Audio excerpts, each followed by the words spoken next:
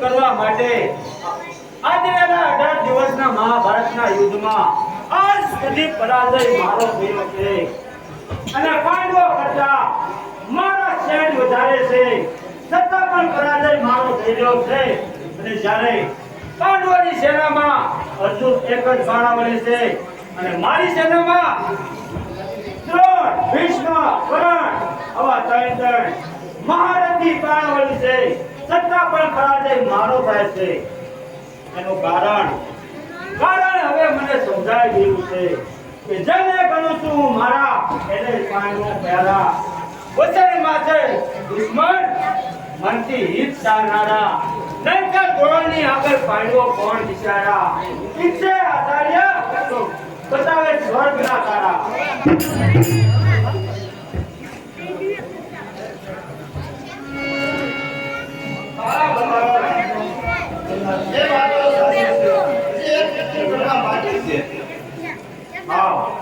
કોણ છો અને પાંડવોના વિનાશની જે કઈ યુક્તિ હોય તે મને સત્યવાર જણાવ.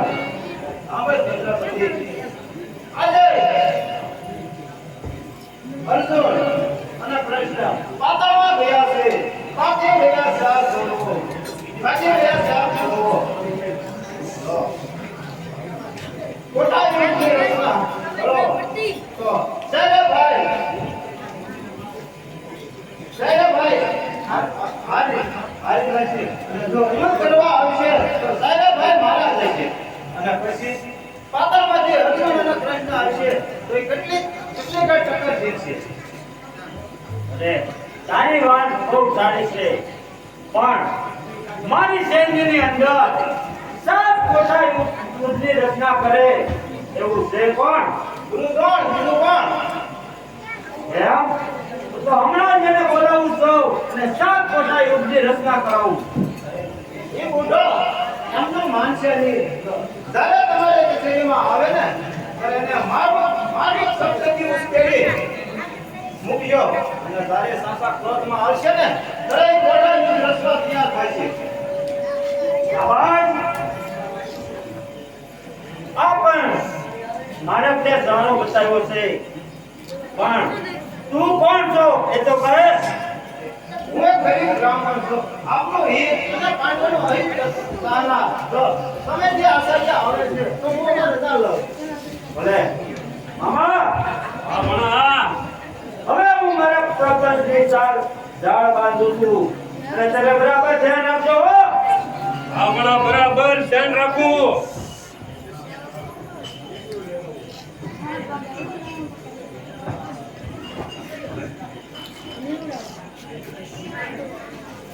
અરે દુર્યોધન, શા વિચારમાં મનને વ્યાકુળ બનાવી રહ્યો હતો?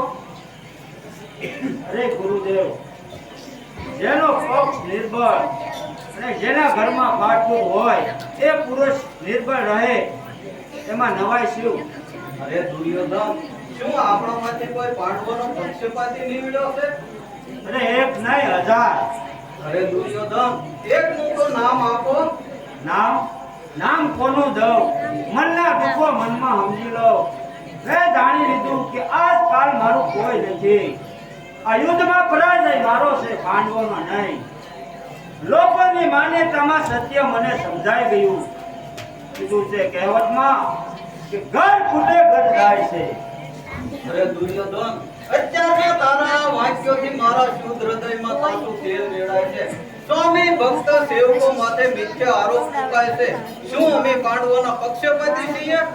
ના, જો એમ ન હોત તો પાંડવોના પક્ષમાં અર્જુન એક જ છે, કૃષ્ણ.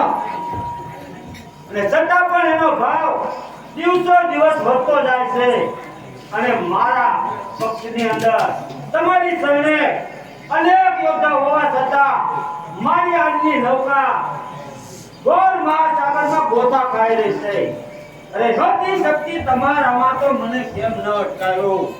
ચડાવી યુદ્ધના પંથે નકામો સિદ્ધ ભટકાયો. શરમ છે તમને આવા શસ્ત્રો લજવો. અરે ડૂબી મરો, જગતમાં મોઢું શું બતાવો છો? દુર્યોધન, આ શબ્દ કોની સામે બોલાય છે એનું તને ભાન છે? ભાન ભૂલી ગયો તું. ભાન ફેરી કેરી ધૂળમાં સૌસે રંગાઈ ના હજુ પાંડવોના ખૂનમાં. નહોતી ખબર કે પાંડવોથી અલગા પડશું અમે. નહોતી ખબર કે દગાબાજ નીકળશો તમે. એટલે શું અમે દગાબાજ નીવડ્યા છીએ? હા, એક વાર નહીં, હજાર વાર. અને જો દગાબાજ ન નીકળ્યા હોત તો નવોત પાંડવો આજે અવની કોટમાં જીવતા. નવોત પાંડવો આજે દુર્યોધનની સામે થતા. અને નવોત પાંડવો આજે તમારા રહમ દિલથી રાખતા તો ક્યાં થઈ ગયા હોત પાંડવો ધૂળ ભાગતા. અરે અવિચારી દુર્યોધન, જરા વિચાર તો કર કે કીર્તારનો અવતાર ભગવાન કૃષ્ણ જેનો રખેવાળ છે, કોણ તેને હણી શકે જેની સાથે જગપાળ છે? અરે કિચ્છો તમે તો જગપાળ પોતે થરથરે. અરે જો ઈસો આચાર્ય તમે તો જગપાલ પોતે થરથરે અને ડોલના ટંકારથી દિક્પાલ પણ ડરતા ફરે. અરે મારવા ઉપાડો હાથ તો પાંડવો નિશ્ચય મરે અને હણવા ઉપાડો હાથ તો કૃષ્ણ બિચારો શું કરે? પણ નહીં, પાંડવો જગ્યા છે તમારા અંતરે અરે પૂર્વાગી બધી કીધો હું તમને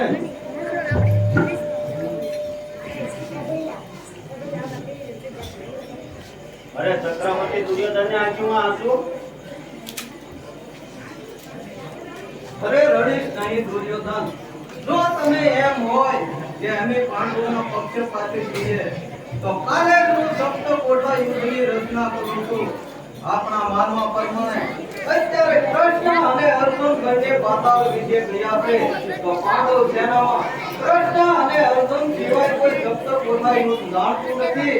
માટે ચારે ભાઈઓને વગર લડાઈએ પરાજય સ્વીકારી લેવો પડશે અને જો ચારે ભાઈ લડવા આવશે તો ચારે ભાઈઓ યુદ્ધમાં માર્યા જશે. પછી કૃષ્ણ અને અર્જુન જ્યારે પાતાળમાંથી પાછા આવશે ત્યારે એ કેળા પણ હાલ એવા જ થશે. શાબાશ ગુરુદેવ શાબાશ. તો તમે જાઓ અને યુદ્ધની તૈયારી કરો. તો હું અત્યારે જાઉં છું કોઢા યુદ્ધની રચના કરવા. હવે ધર્મની સભામાં તું ક્યાં મોકલાવી દે કે લડવા માટે તૈયાર રહે. હમણાં ત્યાં મોકલાવી દઉં છું. ભોળા બાપરાને પણ એમ જણાવ્યા. કેમ મામા? અરે પણ ભાણા તારી જાણ એટલે એમાં કઈ ઘટે નહીં હો બાળા. આનો ગઢ્યો. મામા આજે તો આનંદનો દિવસ છે. તો બોલાવો મારવાની ગાને દાન કરો. અમે ક્યાં પીએ છે?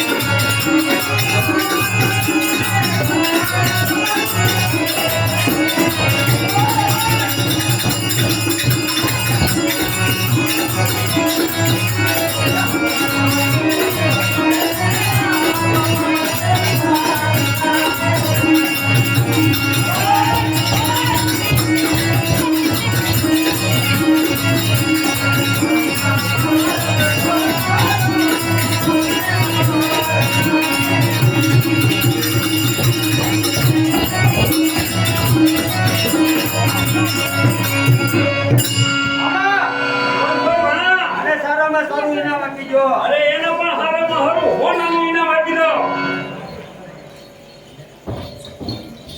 કેમ પણ મામા ભોળા ભામટાને એમ ડરાયો કે નહીં? અરે મારા તારા વાસ્તિકા એમ ખાલી ન હોય એમાં.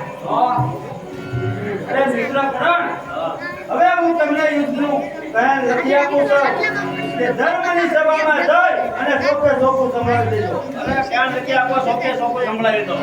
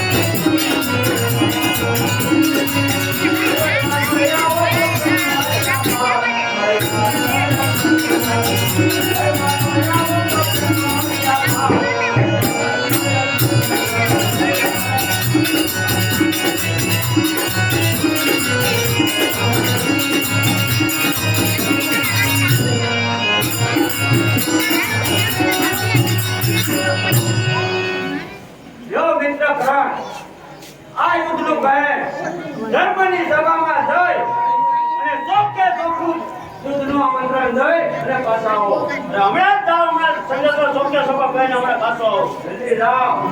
કેમ મામા? બરાબર છે ભણા. હવે યુદ્ધ વગર રહેવાતું નથી. હવે કઈ યુદ્ધ વગર રહેવાતું જ નથી. ચાલો કચેરી પર કાજ કરો. ચાલો.